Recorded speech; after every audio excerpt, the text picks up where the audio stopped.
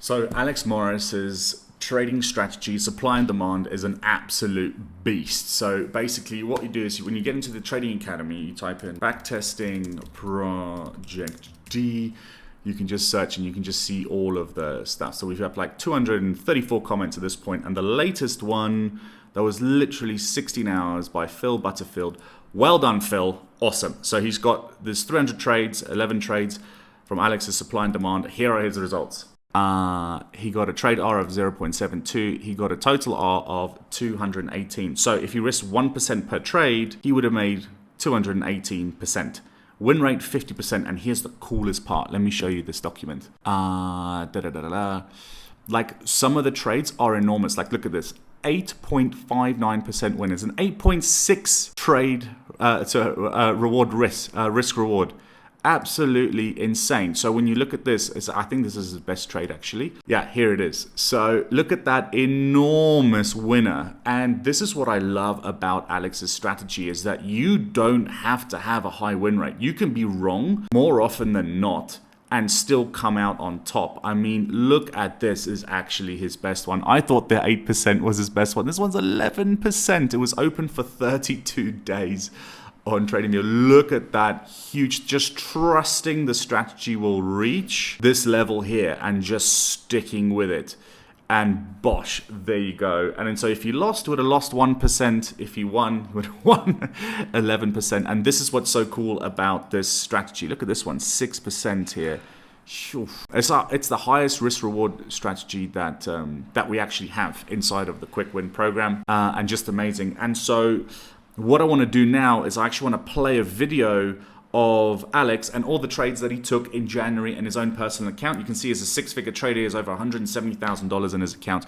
And if you haven't yet, join the Trading Academy, join the Quick Win program, learn this strategy properly, and you'll thank us later.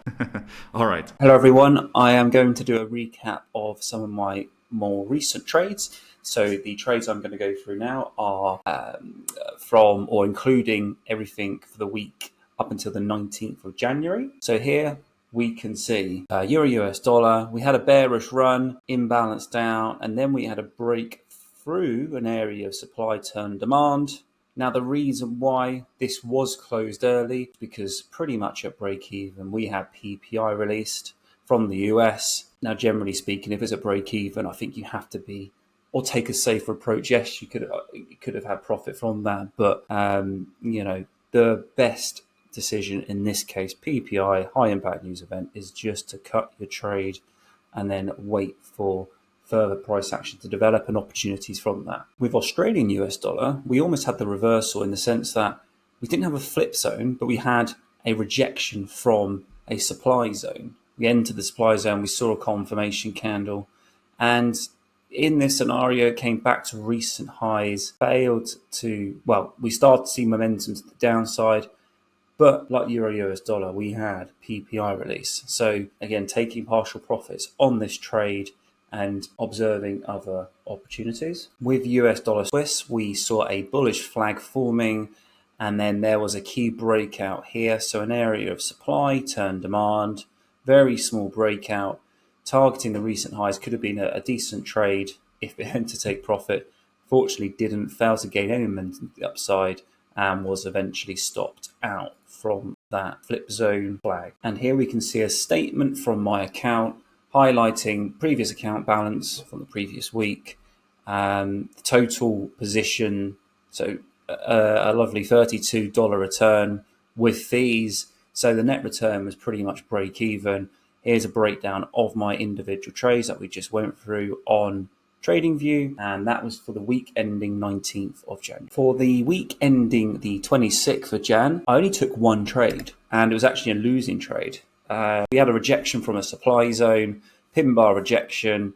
We just saw ranging price action for a couple of days, and then eventually the move was stopped out. I think later on there was a PMI print from the UK, but ended up being a losing trade. And here's a summary from my statement. We can see previous account balance, the loss held for a couple of days, so the fees associated to it, and then the actual transaction itself, pound US dollar, and the losing trade. So just under $900 loss there for the week. So these are trades for week ending the 2nd of February. And here we can see a short trade for US dollar yen, a fairly good area of supply, despite the higher time frame bias being bullish. Key breaks here, multiple touches, and then that aggressive move in balance down, pin bar rejection, and you can see, well, actually, that it could have actually gone to take profit, to the lows. So it could have been a much more extended take profit.